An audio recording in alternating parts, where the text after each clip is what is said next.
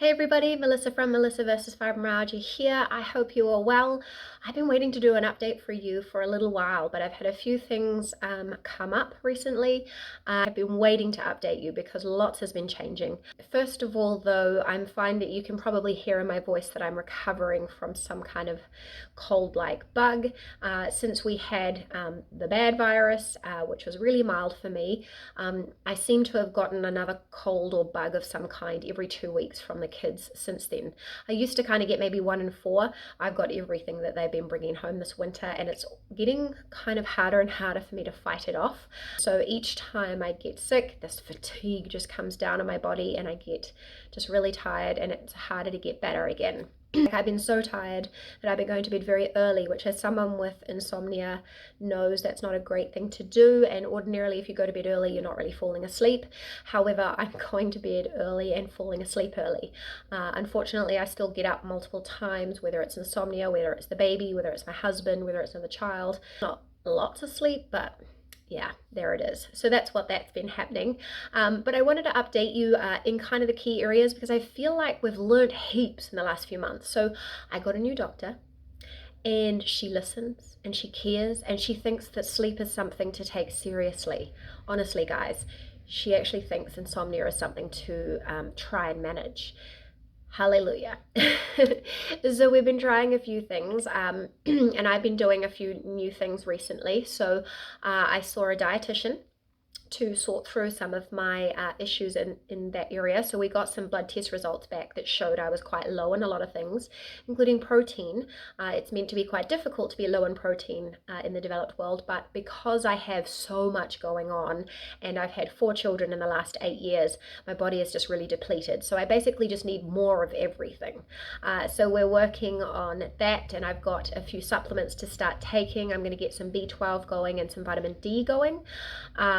Otherwise, most of it's about food and just increasing protein, increasing the vegetables. So I love vegetables and eat a lot of vegetables, but it's about prioritizing those non-starchy vegetables, just so I can get more of those and more color into the day.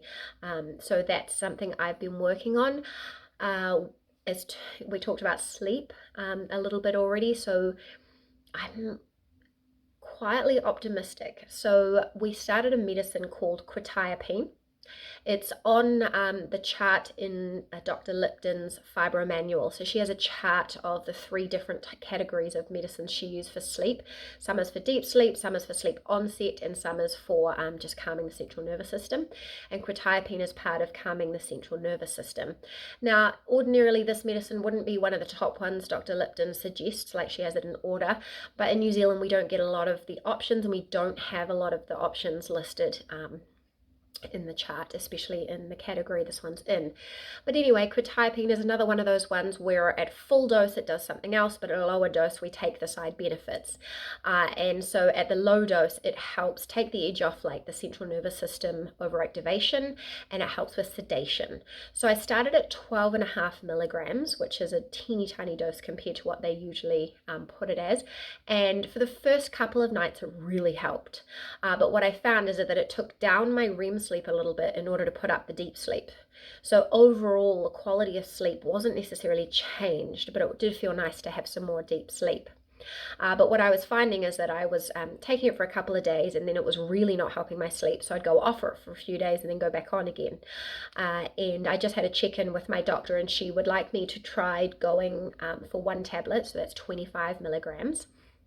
Every night to see if that will help conquer sleep. Last night was the first night I took it. I took it at 8 o'clock because she suggested taking it early just to make sure it's not hanging around in the morning to make it hard to get up.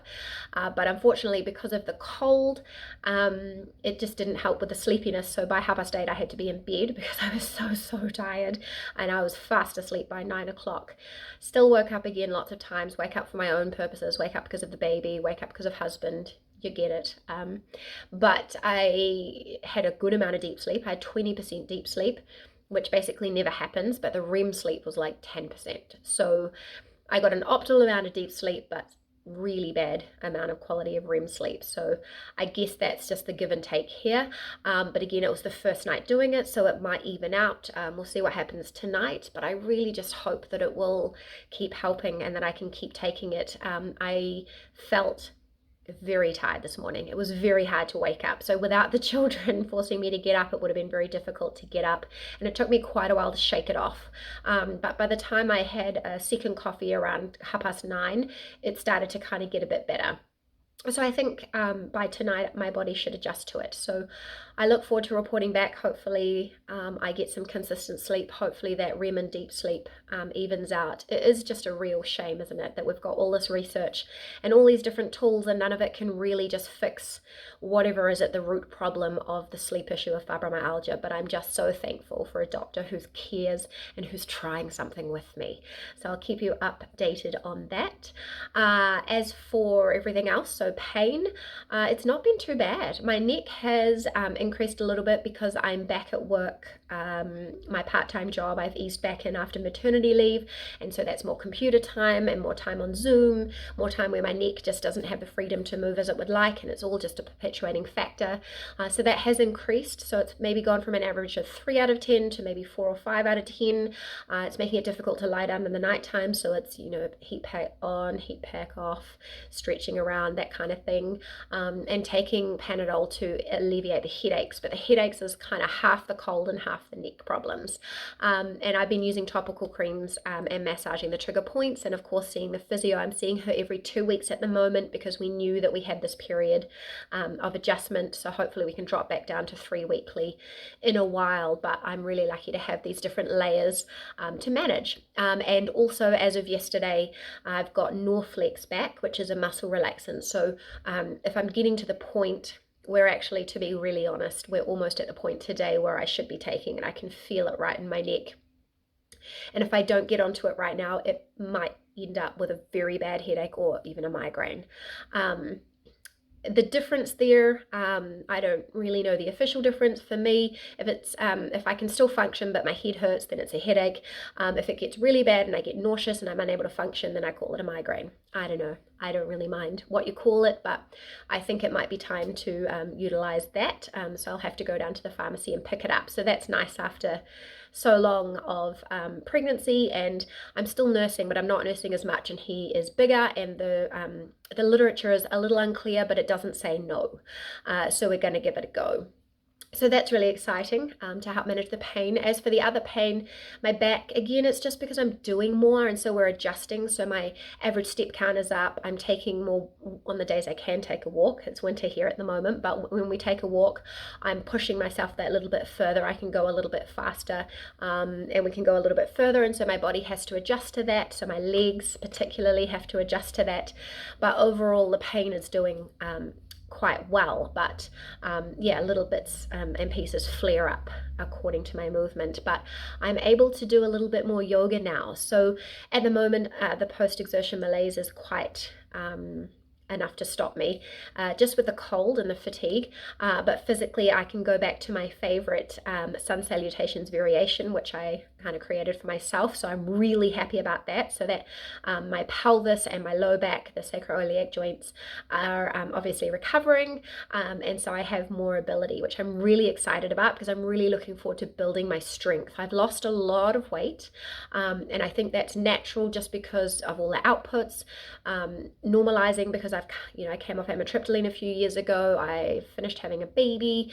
I'm taking low-dose naltrexone. I'm moving more. And obviously I was a bit depleted, so I want to get to a point where I'm putting all the good inputs in, like protein, but I also want to be making sure I'm strengthening the muscles. It is a bit difficult with active trigger points. You can't really do weight training or anything like that in muscles with active trigger points, which stops me in my glutes, which is a shame because that's a really good base. But we're working all around it. But I'm really excited to be back to the yoga, and I'll share that routine, I think, sometime soon. Let me know if you're interested in that. So as I said, the fatigue, I think the fatigue is the main thing. Like outside of sleep and managing the neck, the fatigue is kind of a big thing. It's still something that is worrying each day, and it stops me doing what I want to do. But I've managed to keep, I've got a good routine. I've got my pacing sorted. I have my rest each afternoon. Most days I'm able to fight for it.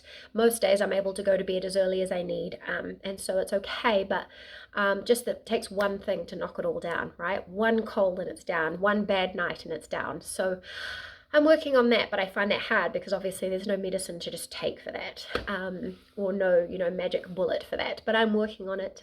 As you know, my yoga nidra remains the thing that's helping me cope. I do that every afternoon, and it really makes a difference. So everything I write about, everything I share about, this is all done by me. I've got a brand new blog post coming out with 10 self-care management for pain for fibromyalgia. It's all hand tested by me. It's all someone who's lived with fibromyalgia for like 20 years, right? I've got the research and I've got the personal experience, and that's what I'm doing. So what I'm writing about is what I'm doing. So I hope that you enjoyed this roundup. I hope that it helped. I hope it has given you some ideas of things that you might like to try. I'll put a link in the description box with lots of information for you. Remembering, obviously, I try to balance, obviously, the positive with the real life and that kind of thing. I am really hopeful. I'm really optimistic, and I'm so thankful for my improvement. But every day, I want to push the boundaries more, and I just want to get better because I want to be a great mum to these kids, and I want to do a good job, and I want to have a good blog, and I want to just do the things I want to do. So that give and take, and always kind of balancing that fight with acceptance and gratitude and all of that kind of thing. Let me know what is happening for you at the moment. How are you going? What are you exploring? And I'll catch you again soon.